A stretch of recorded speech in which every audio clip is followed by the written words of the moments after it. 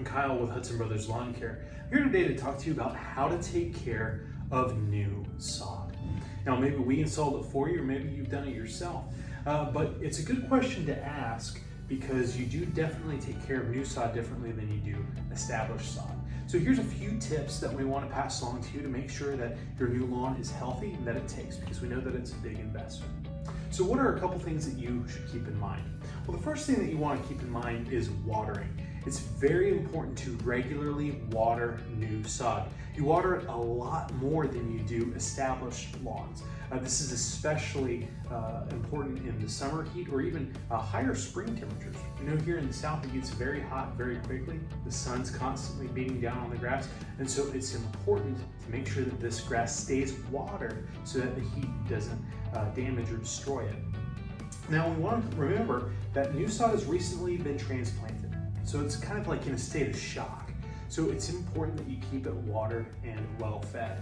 Now, how many times a day should you water your new sod? Well, you do want to make sure that you water it daily, and you want to water it 2 to 3 times a day. Make sure that you water it in the morning. Make sure you water it in the middle of the day so that it can take that midday heat. And it's again good to water it maybe in the evening. Now, you don't want it to be too wet throughout the evening, so maybe scale that back a little bit, water it earlier in the evening, just a little bit so that it stays slightly wet and damp throughout those evening hours. You don't want a lot of standing water sitting around.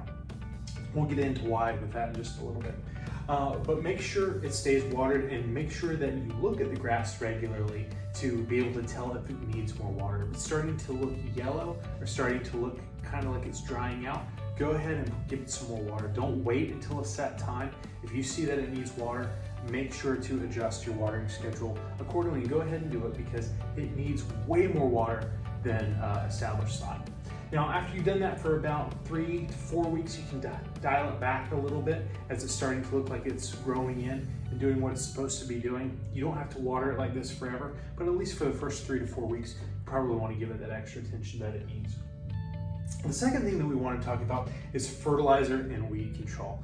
So we often recommend that you put down a starter fertilizer. This will go ahead and get it off to a good start, and also perhaps think about putting down a fungicide. This will help keep fungus from setting in, especially because of all the water that you're going to need to be giving it. So since it's being watered way more than normal sod, it does pose a chance of an increased risk of catching a fungus. So we want to make sure that we're putting down things that will help stave that off. We do offer a starter fertilizer weed control package for new sod, so make sure to ask us about that if that's something you're interested in. And we're going to get to the weed control in just a second, because this is what is probably the most different as far as the care for new sod versus established sod. Now, when you're putting down weed control, you have to treat new sod differently. Now, this new sod is wanting to fill back in, fill together, and so it's important that you do not put down a pre-emergent. So this is something that treats weeds before they pop up for at least 6 months. So make sure that you keep all pre-emergents off the lawn. Again, we have a new sod fertilizer and weed control program that we can assist you with if you'd like. It keeps all these things in mind. Now, about 3 months or so after your new sod has been put down, you can start to use post-emergence or weed control for after the weeds have already sprouted in a spot spray form. We don't recommend a broadcast spray on your yard, or a broadcast spread if you're using a granular product, but just spot spray as needed after those initial 3 months are up. Until then, you're gonna have to just kind of grin and bear it if there are any weeds, because it's really important to let the grass grow unencumbered for a little bit and try to fill in those gaps.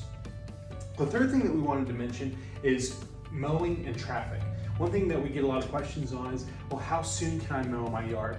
Well, we typically recommend waiting at least 2 weeks, but it may be 3 weeks to a month, depending on the time of year. Now, if you push mow your yard yourself, you can generally wait about 2 weeks, and then you can go ahead and mow it. But if you have your yard mowed professionally, or if you mow it yourself using a commercial or a riding mower, it may be good to give it an extra week or two, between 3 and 4 weeks, especially depending on the time of year, to make sure that that grass has some time to settle, has some time to sit, and has some time to start growing together and bonding before we put that stress on the lawn.